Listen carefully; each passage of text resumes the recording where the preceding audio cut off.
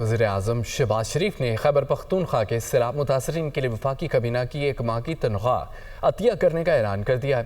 Khyber Pakhtunkhwa, G B اور آزاد کشمیر میں سیلاب متاثرین کی امدادی سرگرمیوں کے حوالے سے اعلیٰ سطح کے اجلاس کی صدارت کرتے ہوئے وزیراعظم نے کہا ہے کہ مصیبت کی اس گھڑی میں کوئی وفاقی کوئی صوبائی حکومت نہیں ہے، ہمیں متاثرہ لوگوں کی مدد اور بحالی یقینی بنانی ہے۔ اسلام آباد سے یہ رپورٹ دیکھیے۔ وزیر اعظم کی زیر صدارت خیبر پختونخوا، جی بی اور آزاد کشمیر میں امدادی سرگرمیوں کے حوالے سے اعلیٰ سطح کا اجلاس۔ خیبر پختونخوا کے سیلاب متاثرین کے لیے وفاقی کابینہ کی 1 ماہ کی تنخواہ عطیہ کرنے کا اعلان۔ کے پی میں سیلاب متاثرین کی مدد کے لیے وفاقی اداروں کو مزید متحرک ہونے کی ہدایت۔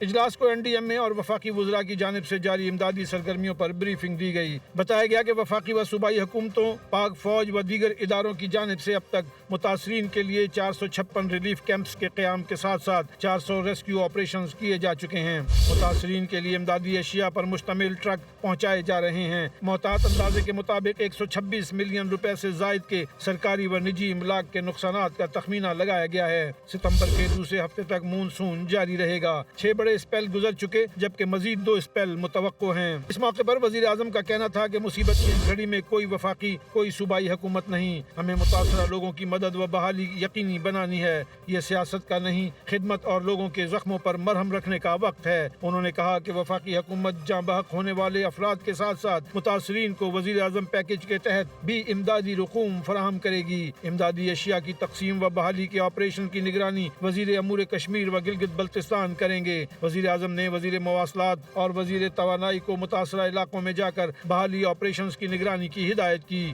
اور این ڈی ایم اے کو فوری طور پر نقصانات کا حتمی جائزہ اور امدادی اشیاء کی متاثرین میں تقسیم کا جامع لائحہ عمل پیش کرنے کی ہدایت